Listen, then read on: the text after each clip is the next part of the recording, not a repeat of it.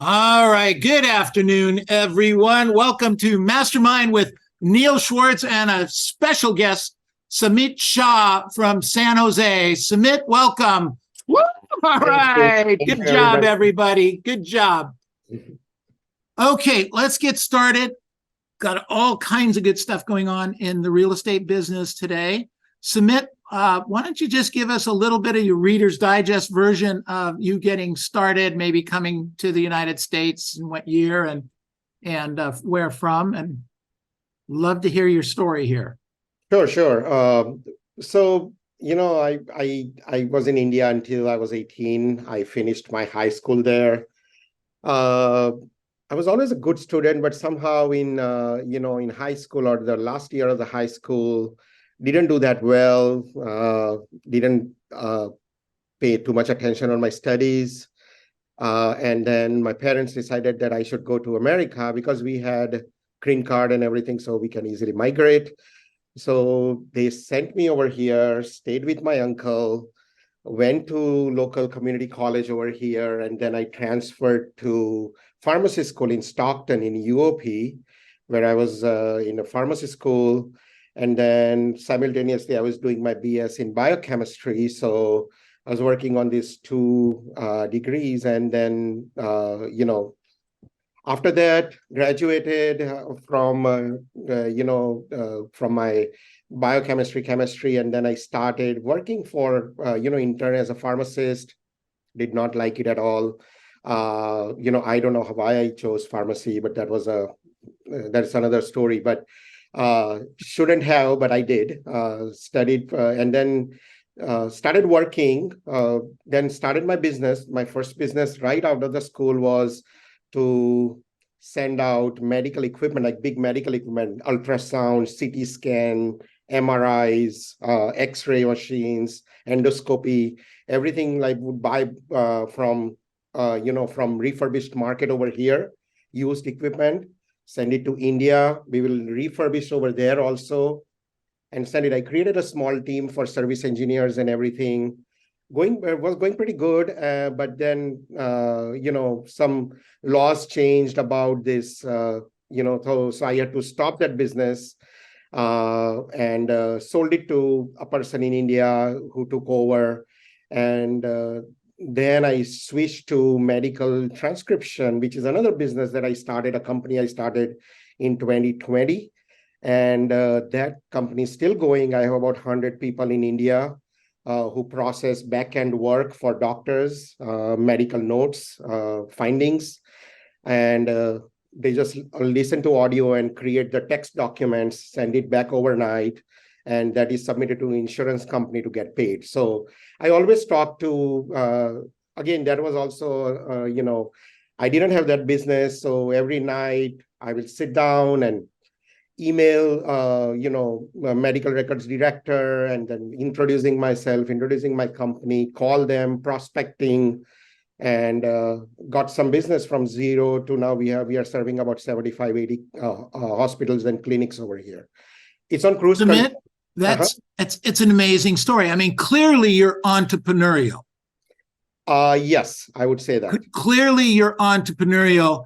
And it doesn't sound like, even though you get stopped or off track, you get back on track and start working and to make money, right? Absolutely. A positive mindset. Nothing stops me. Yes, I just keep going. And you were trained in the medical field, right? Mm-hmm.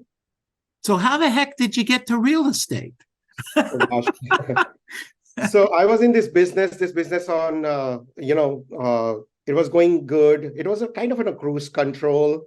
And I had so much time on hand, and I would sit in this office and I said, oh my God, I have so much time. What should I do?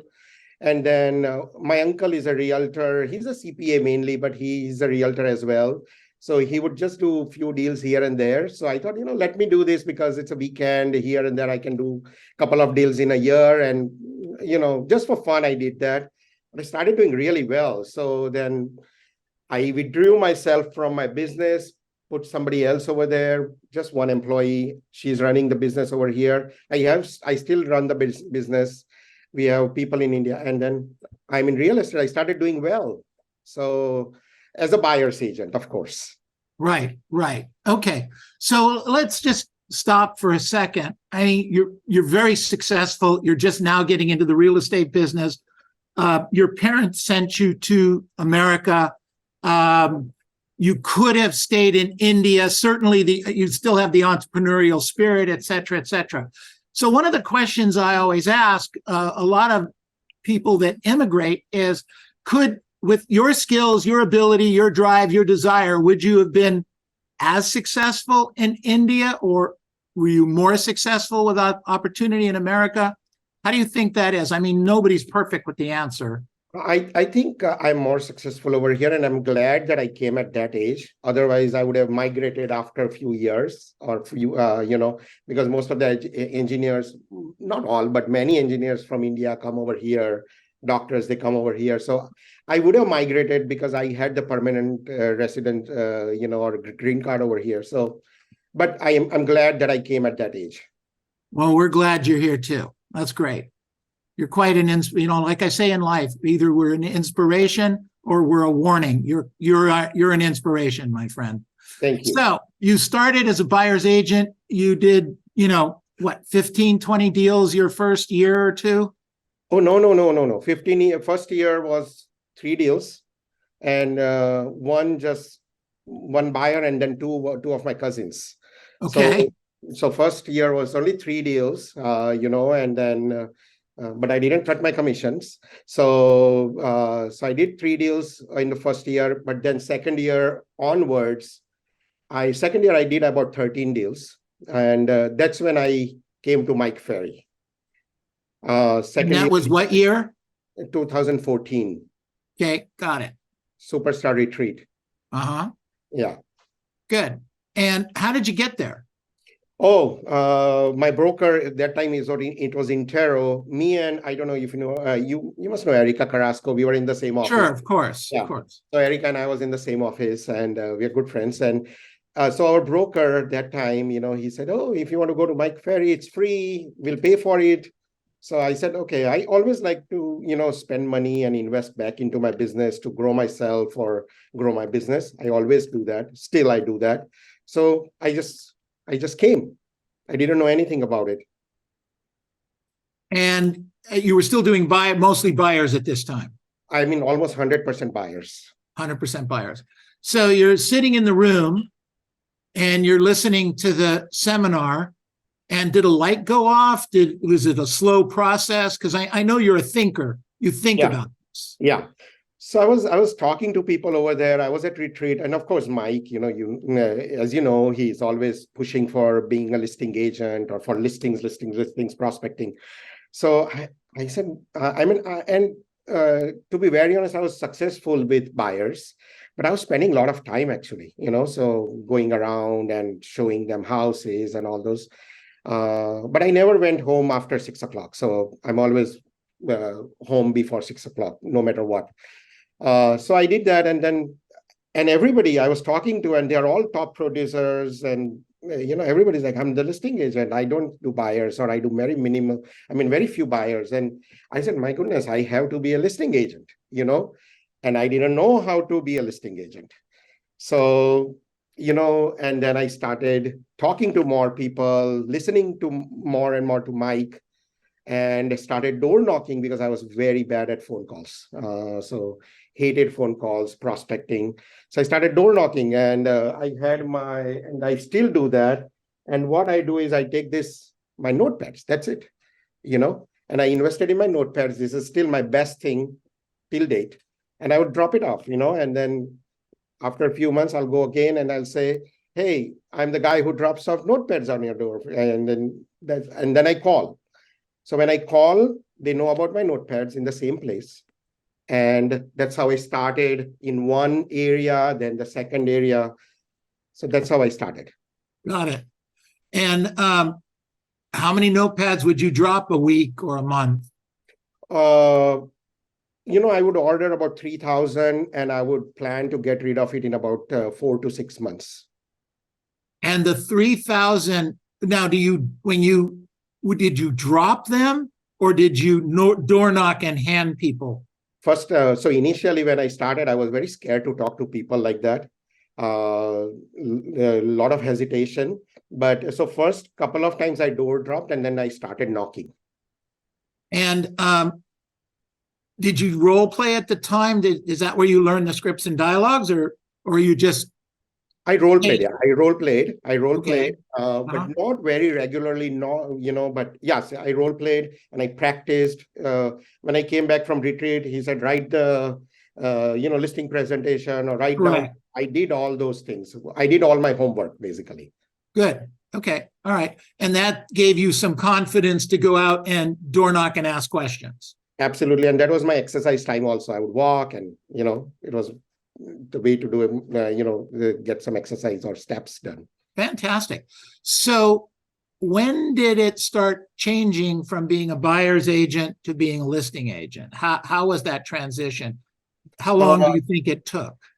Oh my gosh, I still remember my first listing appointment, and that was horrible, but I got the listing.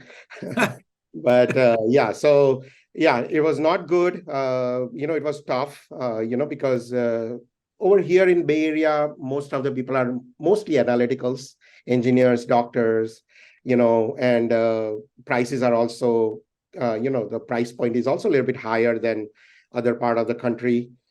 So they are more knowledgeable. So I felt that they are more knowledgeable than me. So I started studying stats. I started studying market trends. So I just want to be ready when they answer. I didn't talk about that until they asked me, So if they ask me, I don't want to look like a dumb guy, So I studied everything. I knew my numbers and knew what's happening in the market. And that really helped me. And of course, role play was the big thing. Yes. So role play with the scripts and the dialogues and with the statistics. Did you role play the statistics when somebody would ask you a question? Did you do that? Yes, I did. Good. Excellent. Was that role play partners that you got in the office or that you worked on over time, or? There are about 5 or 6 were them, but again, as I said, then as this goes on for some time and then gets dropped off. And then, so not very regularly I role played, but yes, I did role play when I started a lot more than in the middle years. Why do you think you didn't do more role play in the beginning? You're clearly an educated person. You're clearly a smart guy. Okay. I don't know how many languages you probably know, but you also know how to add and subtract pretty well, I would guess, right? Of course, math is my thing. Exactly. And why do you think you didn't do more practice? I'm guilty of that, Neil. I would be doing many more deals right now if I role played continuously for this many years. I think one reason I didn't role play, or I didn't role play regularly, is kind of like I thought I know what to talk. I thought I can handle this, which is wrong assumption, but I did that, and I'm changing that. So you say it's so. Well, let me back up. Did the accent have any issues? Is that why you didn't do the phones in the beginning, or? No. Did doors? So you didn't feel anything regarding English as a second language? That all never occurred to me even. So wow. many people. Good for you. So many people come from India over here and they try to change their accent. I never tried that. Whatever is there, it's there. So I never tried that. I think my hesitation was because I always, for my other business, I prospected business to business, which is much different than business consumer says. So B2C and B2B is totally different. So that was the hesitation that, I tried a few times and had a bad rejections and, all bad experiences. So I was not very comfortable at that time. Okay. So you didn't role play. You practiced calling people because you called B2B, right? Yeah. Okay. So why do you think B2B is different than B2C? Uh, I think B2B, I knew whom to talk to, and I was straight up, and then, hey, I'm providing this service. And usually when you get home, call at home is much, very different than you get a call at the office. At that time also, that was not too many spam calling, right? Like we have right now, or, from last few years. At that time, it was not that bad, for B2B. But I think B2, consumer calling is always been, people don't like it when you call there. And I always called in the evening. That was the problem. Another problem. And I was disturbing them during their dinner time. And I always thought that, oh, I will not get hold of people when I call in the morning or during the day. So I always called in the late afternoon and everything. So that was not a good idea also. Okay, good, excellent. Okay, so now you're taking some more listings. Your first listing appointment was scary. Yeah. Okay, and it was scary because you hadn't practiced it, or what? I was not prepared, and I didn't know how to do. I didn't know how to answer questions. Then I got into my query systems a lot more, how to answer, what to ask, how to ask more questions. I'm still learning to ask more questions. I'm not there yet, but I'm learning from these big producers, and then my mastermind group and everything. So I learned from them. But yes, I am asking many more questions compared to before. And I'm more better listeners, and every day you improve, right? So it's ongoing process. So Wait a minute, are you role playing every day now? Is that what you said? yes, about 3 days. 3 days a week? Okay, so if you're doing 3 days a week and you consider that pretty full time, what were you doing before? Like 1 day a week? Uh, or 2 days. Yeah. As I said, I'm not, my mastermind group was a big push to me that you should do role play, you should do more prospecting. I think my coach and my coaches and my mastermind group, I think they changed my mindset for sure. Oh, that's great. Fantastic. So right now, in this year, how many transactions you think you're going to end up with? About on my own, about 45. And your team will do how many? About 95 to 100. Okay. How many people in the team? 7 of us. A couple of them are brand new. So got it. Okay. Your 45 buyers or sellers? 70%, 68, 70% buyers. Sellers, listings. 70% listings. And those listings come from where? My past clients, SOI is my big resource for my business. Got it. So past client and sphere. Yeah. So past client. So past client and sphere, how do you stay in touch with them? I have a process. I put it in my CRM, 90 days interval, and my CRM will pop up and say, oh, you have tasked, call these 5 people. I'll call them. So that is a process. So I keep in touch with them. And one thing is when I and my entire team, when we provide when we are serving them, we do a lot of, great customer service. Let me put it that way. We go above and beyond to do the best thing. And that's why we get referrals all the time. So talk to me about great customer service. How do you define it? It is everybody's saying that they are great at their customer service. They do everything. Right. That's kind of where I'm going with this. Yeah. So everybody says that. Everybody is great negotiator. Everybody is a great marketing person and advertising and everything. Everybody says that. I think it's a lot of personal attention, taking phones. Communication is the key. Telling them the truth, another thing. Communication, telling them the truth, and always think what is best for them versus what is good for you. Many times if we want to close this deal, we'll sway from our real self and we'll say, oh, this is a good offer, you should take it. But when I know that if they wait, this is not a good offer, and if we wait one more week, they can get a better offer, and let them decide, but you give them their option, what they want to decide and what they want to choose. Right. Yeah. Okay. So I think being very, very, very honest with them, communicating with them, and doing whatever is the best for them. And I honestly think my team does that, and that's why we get tons of referrals. So, how do you manage your team to give the level of service you give?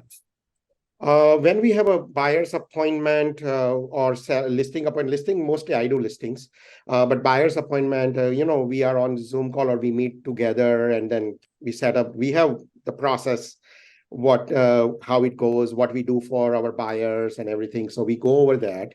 And then and we stick to that, and then we give it to them that this is documented, we have to do all these things and we'll be doing all these things. You can, it's a checklist kind of thing. And my teammates also, they generate their own leads also, and they have their own ROI, I mean their own SOI that they work with.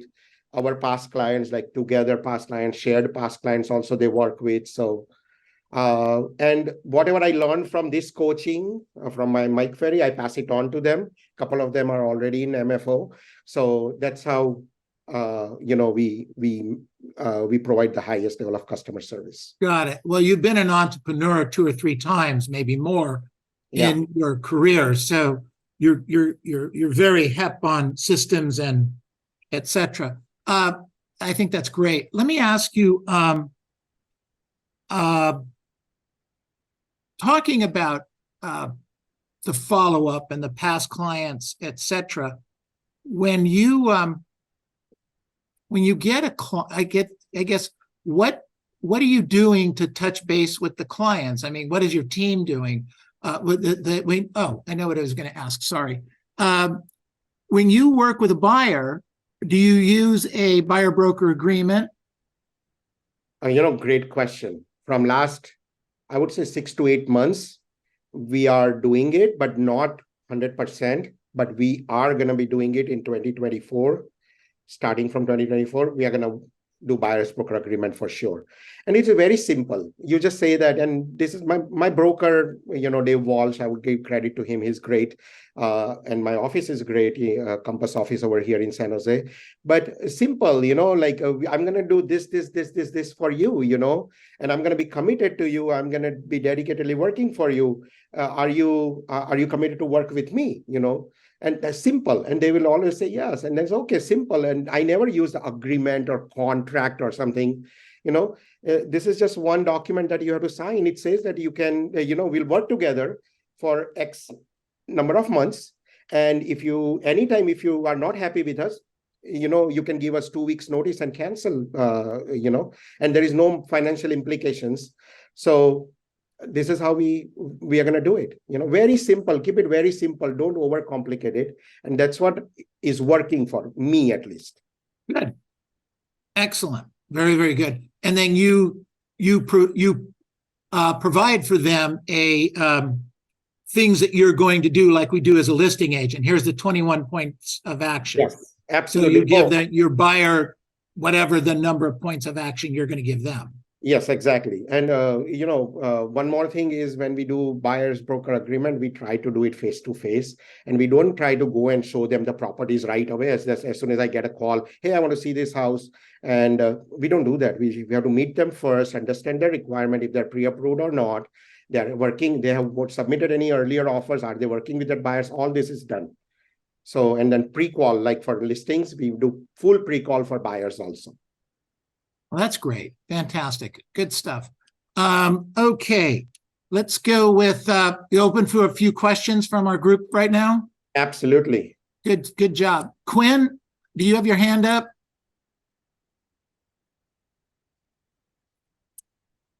Oh, never mind. It was my questions. Sorry about that. Questions for Samit. Questions for Samit. Who wants to jump in and start? We teed up a bunch of good stuff for you guys because you're talking about. I have a question. Go ahead, Kamal. How do you pick your role play partners? Good question. From retreat, from coaches' recommendation, that's how we do it. Good question, And Kamal. then also with the teammates, our teammates over here, we do it over the phone and over in person also. Good. Okay. And I have one other question. On your buyer broker representation agreement, do you put in a dollar amount they would have to pay you, or is it just left blank? I leave it blank. Okay, thank you. Maybe with this change in all this lawsuits and everything, things may change, but right now I'm not putting anything. Okay, Okay. thank you. Good stuff. All right. Thanks, Kamal. Okay. Other questions, Samit? Other questions? Hands up. So I got a question, Samit. So on your team, how does your team operate? Like, do they actively prospect as well? Do they only handle the leads that you're providing? Do you pay for leads? How does your team operate? Yeah, good question. No, I provide them leads, but most of the time they generate their own leads. They prospect, they door knock, they call, so they're self-sufficient, but of course I provide them the lead to because I cannot handle buyers, all of them and everything. I still work with buyers, some buyers, mostly who are selling and buying. I work with them, but other buyers, because I advertise on Zillow also, and those buyers are also distributed to the team. All right. Good question, Robert. Thank you, Samit. Okay. Yeah. Other questions? Jump And in. one more thing is I do open houses also. I like doing them, not for buyers. I do it for finding sellers, and I'm very, very successful in finding sellers, from my open houses. Also, Samit, yeah.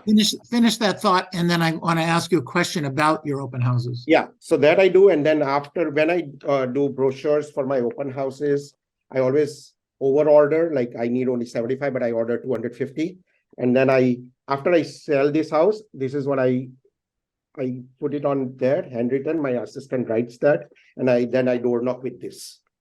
Got it.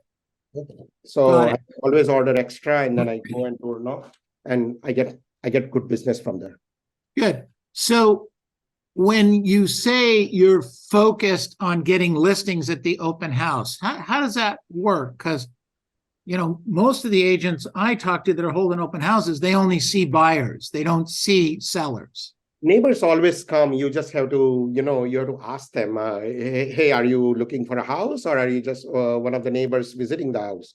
And, they will tell you, so are you looking for yourself? And then they'll say, no, we are not looking. Oh, are you one of the neighbors, or you live in the neighborhood? And then they say yes. And then I talk differently versus buyers, of course. But I always look for, and I door knock before my open houses also many times. So, and I invite them that, hey, I have this house, I'm 4-bedroom, 3-bath, listing for this much, and I have an open house tomorrow and for Sunday. Why don't you stop by? Yeah.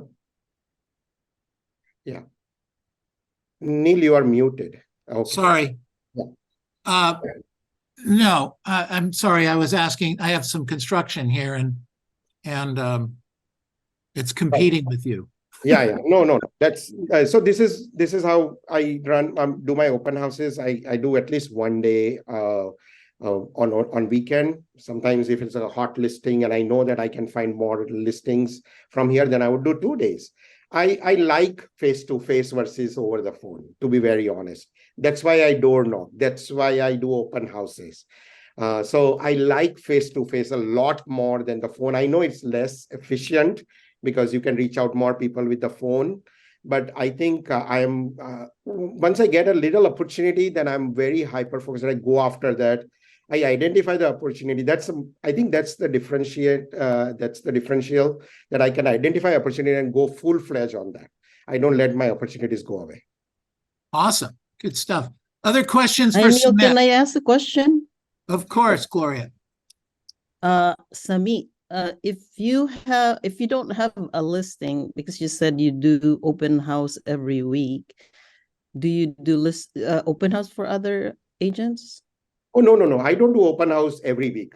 And I don't do open houses for other agents. My team does. If we don't have our own listing, then my team does. But no, I don't do open houses for other agents. And how else do you get buyers aside from the open houses? Buyers, you mean? Yeah, buyers. Buyers, referrals mostly, then Zillow. I do a lot of mailers also, and I do my mailers, trackable mailers, and I know it's expensive and not everybody does it, but I believe in this layered marketing that includes door knocking. After door knocking, there is a phone calls backed up with mailers, okay? And then a video, bomb video or something like quick video if they have talked to me. Yesterday, I talked in my prospecting, I'm looking for a $4 million house for one of my buyers in the specific area. I'm calling there and I talked to about 15, 20 good people. So I'm sending these letters to them after I talked to them already that, hey, I have a buyer. This is a genuine, genuine call.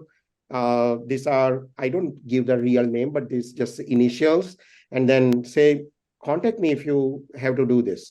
So I do many layered things. I just don't rely on one thing. Is that those letters? Are those standard No, letters, the I same create every wording time for it's a everything, or personalized? very personalized, very short letter, 3 or 4 lines, not big paragraphs. All my marketing is very bulleted or short because Okay. people are not gonna read long That things. makes sense. Yes. Yeah, so that's how, and then I find, but how I find buyers mostly from open houses. My team finds it. My referral always, I get referrals from my past clients, and my past clients who wants to buy and sell, they are my buyers. All right. Thank you, Samit. Got it. Excellent. Fantastic. Justin, do you have a question? Yes, sir. Yes, sir. Thank you, Samit. I appreciate everything you just shared. What you just said, literally right before Gloria had asked her question, and I forget how you phrased it now, but one of the differentiators that you think, and you were talking about face-to-face versus the phone, is that you don't let go of your opportunities, I believe you said. Can you talk more about that? Yeah, so when I'm door knocking and, I know we are all looking for now business, 0 to 7 days, 0 to 30 days, I know, but fortunately or unfortunately, my business is all like, I know in next 6 months what's going to come to me, So when I'm door knocking, I meet somebody and they say, hey, I'm planning to sell next year, maybe in summertime. And then, of course, I'll ask them any particular reason you want to wait until next year, and then I'll identify it's a condition or a objection, So if it's a condition, then you cannot do much. So then I put them in like on my CRM that this is a potential. And believe it or not, I get about 50 to 70% of the time you will get that business because you can go back, follow up, and it works.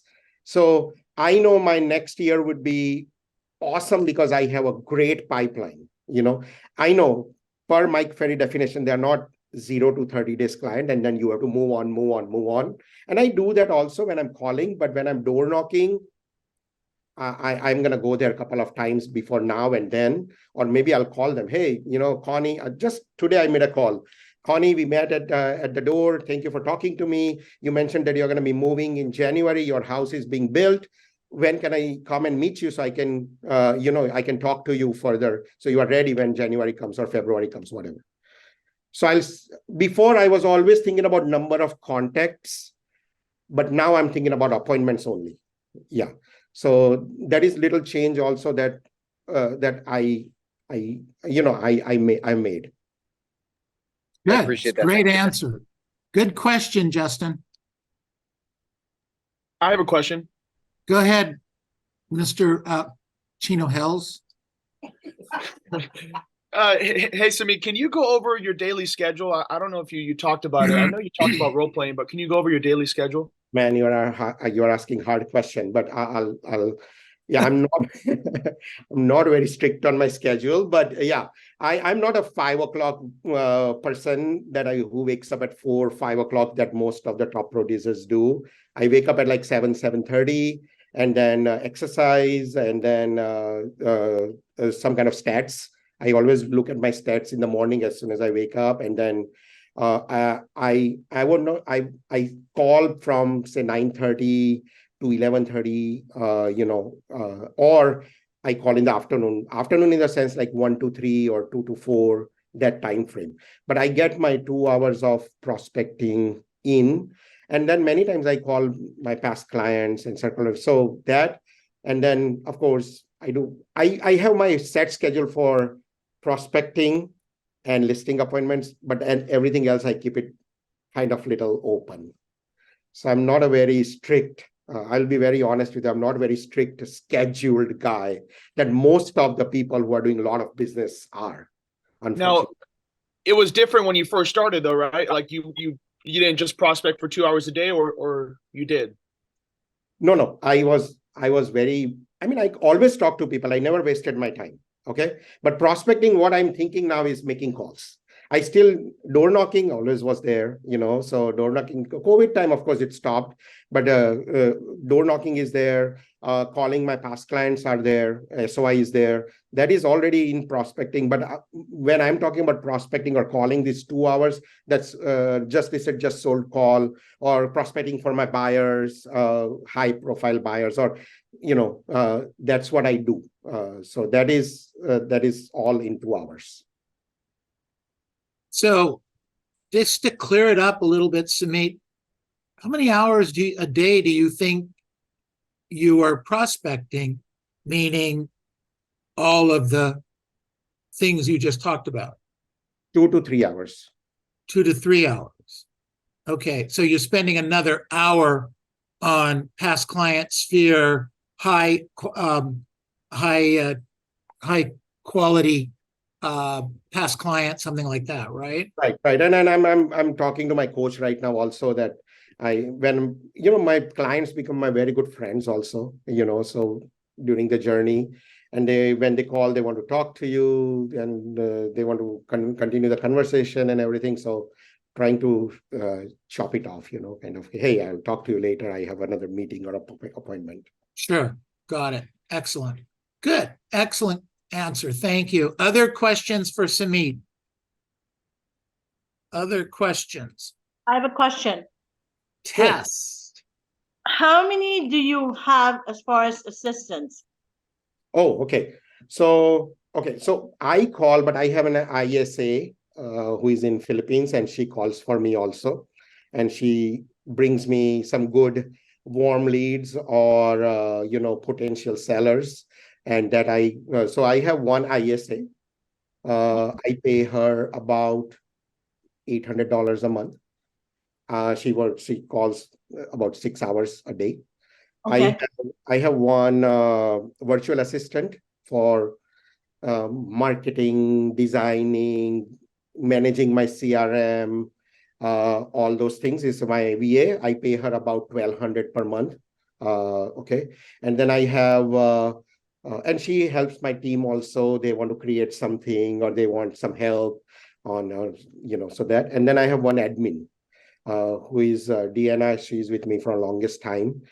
So she's my admin for, like, my assistant, my executive assistant, or kind of an operations manager also. So you have 3 virtual assistant and 1 assistant that's with you. One virtual assistant, one ISA who makes calls. Okay, got it. And then one admin in office here. So I have another question in regards to your past client. It seemed to me, I don't know, I could be wrong, but you're definitely a hunter. Like, you really prospect every day. How many times do you keep in contact with your past clients? Every 90 days is my tag. I have in my CRM, I said, what is the touch interval? So I would say 90 days or 60 days. If they have bought the house like 5 years ago, then I change it to 60 days. If they just recently bought a house, I'll do 90 days, or, so that's how I keep in touch with them. Always some kind of a Christmas card always goes out. But yeah, and I talk to them on a regular basis, at least 4 times a year. Got it.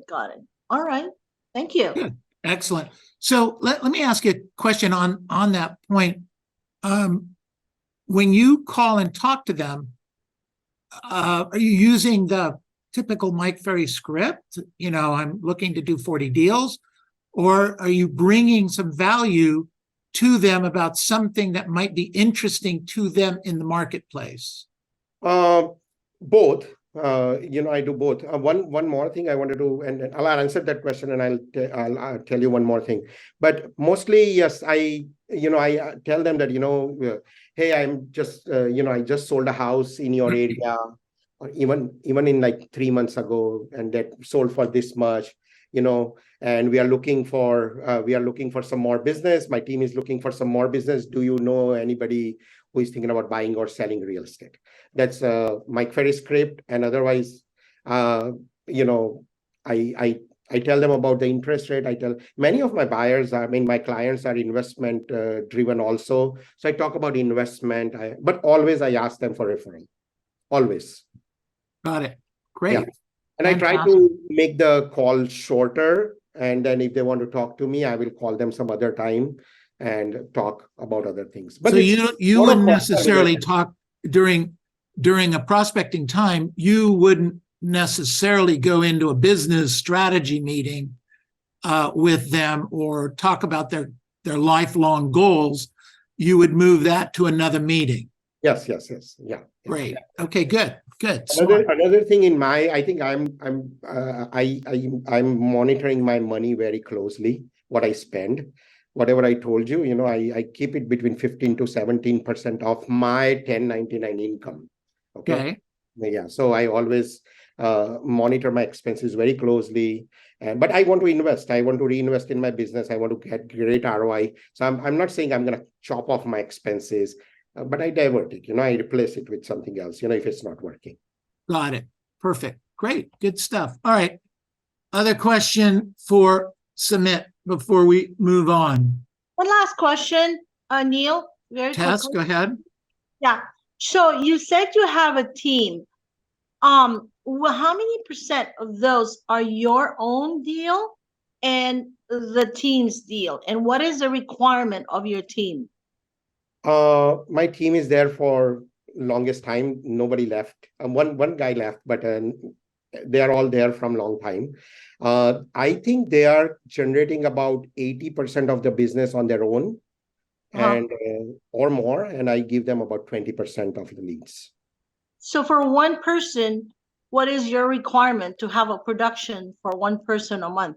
At least, per month, I don't do that, but I have a requirement that they have to close about 7 to 10 deals a year. If they're new, that's a different story. But if they are, they are seasoned, like I have 3 people, they are doing pretty good this year. So one person will make about 450, 500. Another one will make about 400. Another one will be about 300. So that's their production. Got it. All right. Thank you. So Tess, I thought you'd asked a slightly different question. Samit's business is, as if I understand this right, 45 closings are his and 95. I'm a little behind this year, but yes, I would have loved to close 50 plus, but I'm behind. I will close about 44, 45. Got it. Yeah. Got it. And then the rest of the team did 95. Yeah. Got it. Total 95. We are going to hit about 115, 120 million this year in total sales. And then last 3, since 2020, since I joined Compass, I was just counting the other day, we have sold about 465 million in transaction in volume. Beautiful. Yeah, but are you happy? Yeah. So I have a question, Samit. I mean, what's your average price point for a home? Yeah, so good question. About 1.3, 1.4 million.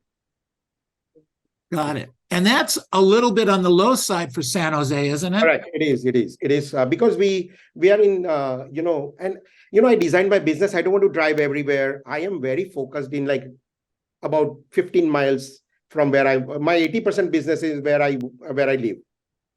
So wait a minute. I designed that way. I wanted to do, I always wanted that way. So to get bigger, you got smaller. Yes, I did. Actually, you are very right. I didn't think about that, but yes, you are right.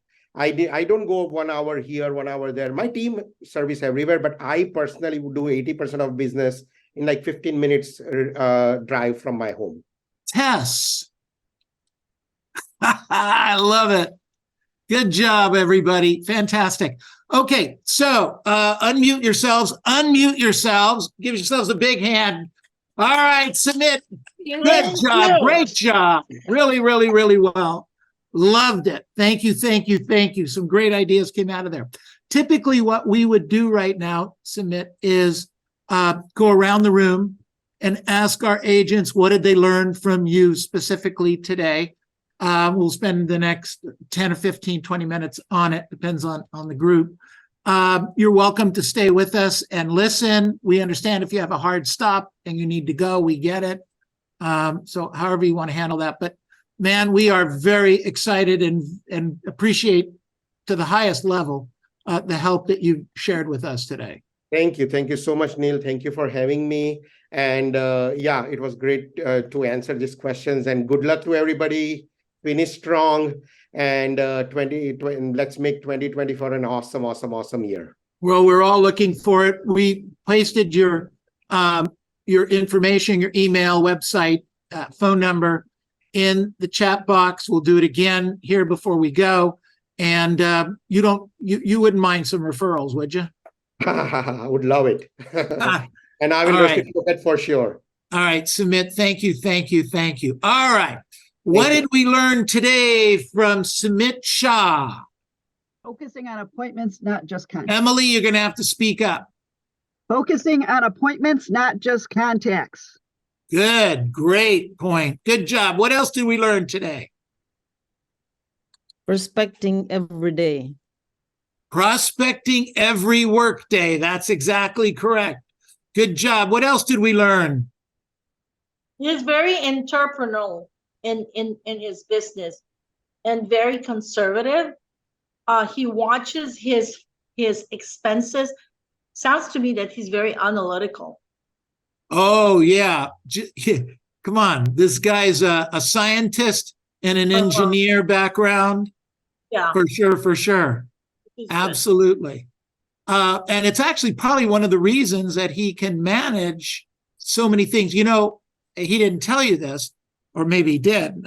I didn't hear this, but he still owns the company, and that is the transcribing company. Right. So, yeah. So he still owns that, and he has this functioning real estate business and does pretty well with investing in real estate. So, you know, he watches what he's doing, for sure, for sure. What else did we learn today? As long as you prospect, there will always be business. Doesn't matter how the economy is. I love it, Walter. That's exactly correct. Good job. What else did we learn today? Neil, Go ahead, Kamal. what I learned is this is the best country in the world, and immigrants can come here and be successful. And I've noticed most of your mastermind top producers are immigrants. So it's just amazing to. I don't know about most, but a lot of our successful people are definitely that. And that was really something that he had shared with me that I wanted to get the point out and across. So, yeah, Kamal, absolutely. This is an amazing country for that kind of stuff, for anything, I think. And I think sometimes we have to be reminded of that. And I don't mind reminding people. You know what's great about an immigrant? Sorry? You know what's great about being an immigrant? Because I'm Filipino. Tell me. They're hardworking people. 100%. 100%. Absolutely. Okay, so any other things we learned? You can succeed even though you don't have a stringent schedule. Yes, that's a great point. There you go. So there's hope for some of us, right, Emily? All right, what else do we learn today? Let's go, let's go. Come on. That's all you learned? I like how Good follow-up. his team has to prospect. So, we've had other people on here where they have teams and they just pass out the leads or pay for leads, but you could see that's not how he runs his business. If you're gonna go work for me, you're gonna go to work type of guy, Right. And he's going which to help is, you close your deals. and he's gonna help you, but you got to go to work. And so, Mhm. that's just a good mentality to have for people that have teams or want to build teams is create a team where they still got to go to work, not just I want people I can throw crap buyer leads to. Exactly. Good stuff. Okay. Robert, do you have the list in front of you for who's prospecting right now? Or Jesse, are you there? I go Emily, first. It's you? Yep. All right. Good job, everyone.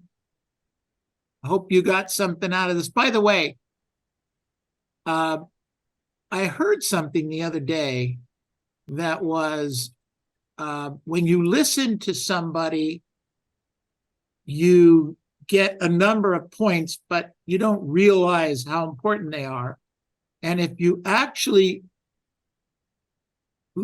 took the poll a week or two later, you would find the points that are really important. My recommendation is you should probably re-review these videos and see what's going on, because there's a lot of points in this stuff that either you missed or you could have gotten, but you forgot about. So at the bottom of my emails is a link to all of these interviews. And if you need another link, we could also include it in the future. But check it out, you guys. There's so much good stuff in here. That's my idea.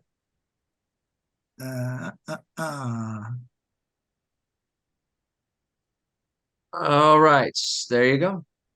All right, so we have Emily Gonzalo Berry, Marco Caesar, and then 3:30 I have a class that was agent requested class on buyer's checklist of to-dos and don'ts. So that'll be at 3:30. So there you go. Emily, floor. Okay.